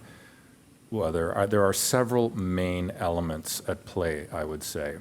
One is the preeminent oversight role that the U.S. government had over ICANN has been relinquished, and ICANN is now operating, in a sense, without the training wheels and without the specific oversight of the U.S. government as it had since day one. So far, that seems to be working as planned, more or less. And given the other internet governance challenges that I spoke of earlier in my report, I think it's definitely been, it was definitely a good move by the U.S. government to exit the oversight role, because that was a real friction and sticking point for a lot of countries who weren't necessarily allies, and they were using that to bludgeon allies in other governmental forums. So that's actually gone pretty well. The big thing that they're dealing with right now is actually a transition in CEO. Right now there's an acting CEO because the previous CEO stepped down, and ICANN is in a search for a new CEO. So that's a pretty significant inflection point for any complicated and large organization. They expect to have one named early in the new year, and it will be interesting to see who lands that role and what direction they want to take ICANN in. And then I would say the third major theme is really around technology.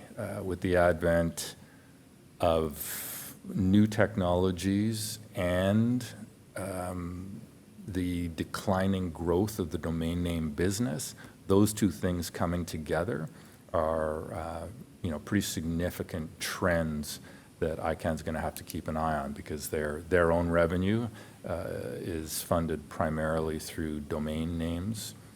And we certainly have to keep an eye out for the next generation of internet technologies, which may impact the DNS in a material way. So that's the other kind of big current that ICANN is worrying about right now. So those are, I would say, three of the main themes that run through most ICANN meetings right now. Hope that helps. Thanks, Byron. Next question, Katie, are you there? Yes, I'm here. Can everyone hear me? We can hear you. Okay. First off, I want to say thank you for hosting an event in Atlantic Canada this summer. It meant a lot to Atlantic Canadians to know that CIRA stood behind us out here. We normally get left to the wayside. So I just want to say thank you for that, and hopefully we will see more events in our region. My question is, I own an interpreting agency, so we deal with 78 countries right now, and a trend that I'm noticing is that there's companies like GoDaddy and HostPapa that are selling .ca domains to people in foreign countries that are not doing business in Canada or not doing business in general. Is there something that's coming into place where CIRA is looking at a way to combat those, just to give us more cybersecurity? Thanks for the question, Katie. I'll pass it over to Byron. Thanks, Katie, and I'm glad you were able to attend our East Coast event. I know the team had a great time, and we had really great turnout. In terms of your question about who gets to buy a .ca domain name, registrants, the people who get the .ca domain name in the end, must have a formal legal tie to Canada. So usually we think about them as citizens or permanent residents, but also Canadian corporations or Canadian legal entities of any stripe. So they have to have that formal legal tie to Canada. Now, that does mean that Canadian citizens who live outside of Canada, they're entitled to get a .ca domain name. So it may be sold into a country of residence, say Germany, but it's a Canadian citizen who's living in Germany, and they're entitled to get a .ca domain name. The other thing that makes one eligible for a .ca is trademark. So it's possible that there's a Canadian trademark holder who's not resident in Canada, but still has that formal legal tie to Canada that makes them Canadian in our eyes, vis-a-vis our Canadian presence requirements. Now, if somebody is abusing that, and they do not have a formal legal tie to Canada, we do random audits and complaint-based audits. So on a regular basis, we are checking for CPR, and we do regularly find folks who don't meet our qualifications, and we relieve them of their domain names. So complaint-based and random audit to make sure that our CPR requirements are enforced. Great. Thanks, Byron. Next, we have Lloyd. Lloyd, are you there? Yeah, I'm here. Can you hear me? We can. Okay. I'm sorry to belabor this point, but I'd like to ask a couple of questions. Does CIRA have a policy that after a certain number of years, it will change auditors. Now, some companies do that because they need fresh eyes from time to time. And also, how long has the current auditor been auditor of this organization? Thank you for the question, Lloyd. I'll pass that over to Jane. Thank you, Lloyd, for the question. The current auditors have been our auditors for 2 years, so through fiscal 22 and fiscal 23. And prior to that, it was KPMG for a period of 10 years. So I would expect that we would go out for requests for proposal at that period of time once again. But I think as we shared, the auditors are reappointed on an annual basis, and that goes through first the FAIR Committee as well as the board. Thank you, Jane. Next, we have Thomas. Thomas, are you there? Tom, yeah, can you hear me? We can hear you. Okay, great. Yeah. What you mentioned in the previous meeting, I'm kind of confused about the .nz domain. I'm confused. What's your relationship with that? You don't manage that, do you? Yeah, I'll pass that over to is Adam on the line? Yep, I'm here. Adam, go ahead. Thanks for the question. Really good question. So we provide the software that New Zealand uses to manage its NZ domain. So we are not the operators per se of the extension itself, but we provide the software to them that they then operate on their own technical stacks. So they have their own staff and do all of the work themselves. But we are the software provider. They're using our platform that we use for .ca and other extensions. Great. Thanks, Adam. We clear there we go. And I think, how are we on time? Okay.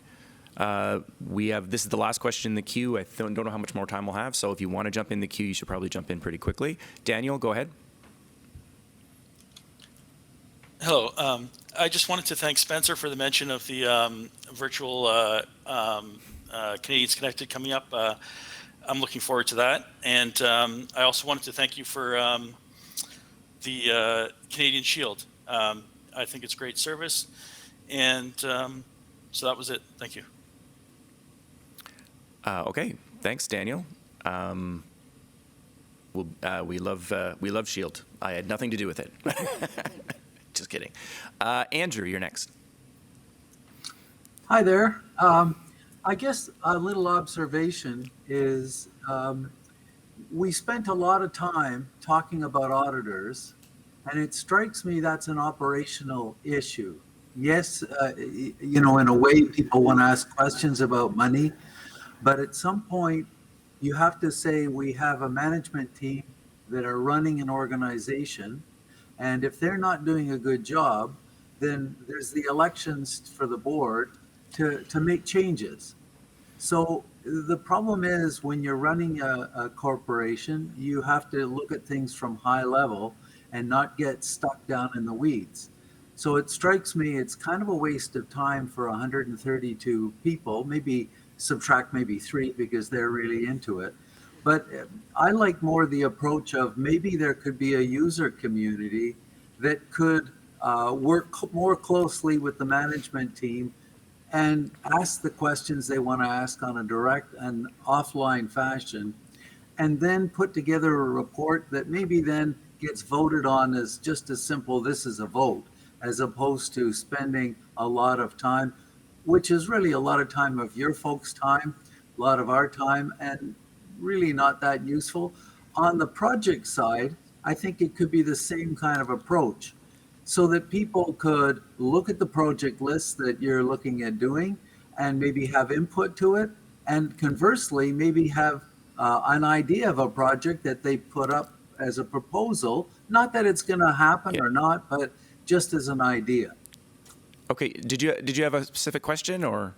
Thanks for the comment. I just put that out as just a thought that basically maybe the meetings could be restructured again, where we take away operational issues and we just talk about overview issues and look at approvals for things, yes, but Okay. like this is a long meeting. Yeah, okay, thank you. Actually, Jill would like to address that, so just give Yeah, us a... I think you made some great suggestions on the operational side. That's certainly on the management end. I will just note from there is a statutory and legal requirement for us as part of our annual general meeting, and the pieces related that you saw in our agenda and that they did in the formal business as part of that.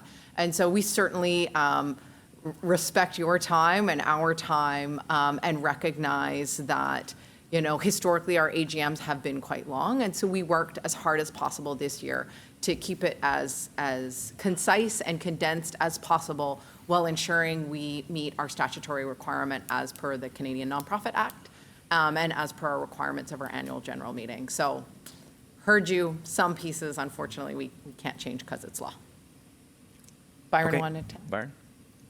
Yeah, I just want to say thank you to the member for that comment or those comments. And I'll just put a shameless plug in. We will send out a survey after the meeting. And one of the things that I would encourage you to do is if you have ideas, please share them with us. You just heard a member share a number of interesting ideas, and we are certainly open to them. We've adjusted the platform, we've adjusted the meeting cadence, style, length, type, many to a great degree because of member feedback over the years. So we hear it, we listen to it, and we try to adapt. So please share your good ideas. Thanks. Great, thanks. We currently have no one in the queue, so I'm going to give it maybe 30 seconds, and if we don't have someone jump in the queue, we're going to cut it off.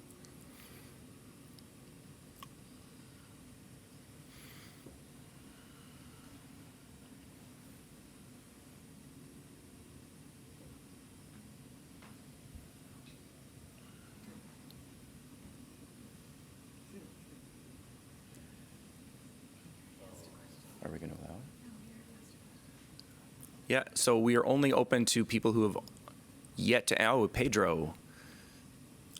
Yeah, Pedro. You will be, I believe, the last question.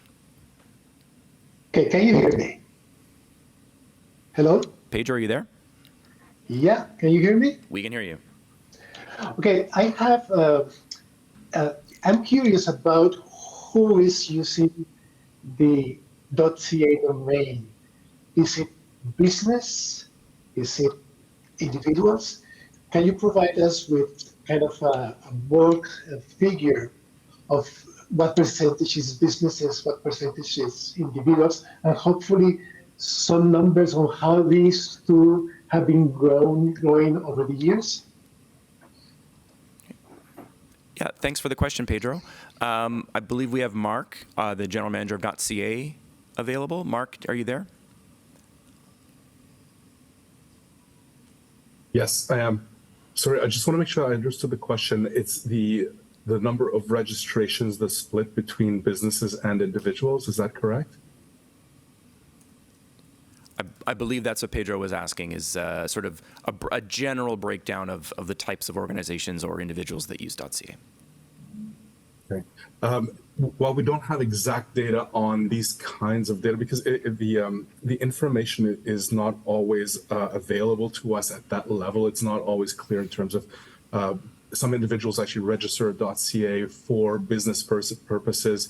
What we're seeing is a very large proportion of growth in the small and medium-sized businesses, micro businesses, but also in particular, a new market that we're going after this year is the side hustle. So in many cases, people are using it. We are seeing a growth actually in the personal use of .cas for personal registrations. We don't have exact percentages, but it's anywhere in the range between 20 to 30, 40% of personal or reserved for personal use. But the reality is that we see a much larger use, actually a larger proportion, which is used for businesses.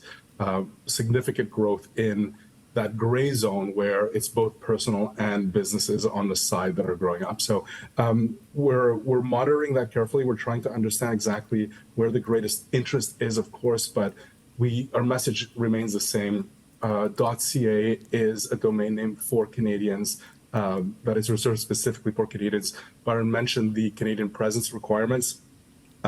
We know that this is actually the number one of the key reasons why we actually want or encourage businesses to register .cas is because 85% of Canadians prefer to actually do business with .ca websites, or businesses who actually have .cas. So we don't have clear, direct answers. We try to actually have broad appeal to all Canadians. We are primarily focused on small, medium-sized businesses, side hustles, and of course, we are looking at encouraging all Canadians to register on .ca. Great, thanks a lot, Mark. Appreciate the answer. So that is going to end the question period for us today. Thank you so much to everyone who asked really some great questions. This brings us to the end of today's activities. There have been some great conversations, and we're really appreciative of your participation, and we're always looking for ways to make this event better. As with all AGMs, as Byron mentioned, you will receive a survey asking for your input and feedback on the event. I encourage you to take a few minutes and complete the survey to provide us with that feedback, because as you've heard and as you've seen, we directly implement that feedback into trying to make not just this event, but all of our events better every year. And before I go, I'd like to encourage all CIRA members to vote in CIRA's board election. You probably received an email earlier today announcing that the elections was open. I encourage everyone to go and vote for the board. And the vote will be open until Wednesday, October the 4th. So please remember to vote and share throughout your networks to vote as well. The more CIRA members that we have engaged in the process, the better, and your participation is critical to our governance. And this directly contributes to us building a trust in Canadians. So I'd really like to thank everyone who was with us today and sort of stuck with this meeting, and we really appreciate you allowing us to connect with you and hearing your feedback. So thank you to everyone who joined today, and have a great day.